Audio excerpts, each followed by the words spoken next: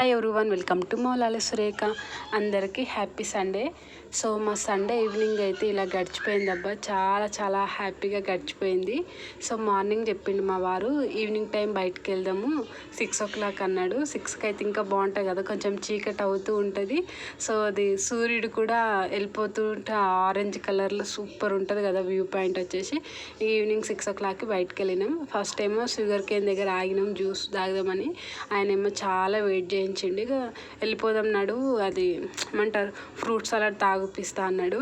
అక్కడికి వెళ్తే fruit salad లేదు, జ్యూస్కి మా పిల్లలకు ఓన్లీ ఆరెంజ్ జ్యూస్ ఇచ్చినాం. ఇక నేనైతే ఒక్కదాన్ని పానీపూరి కుమ్మేసిన, మా వాళ్ళు ఏం తినలేరు.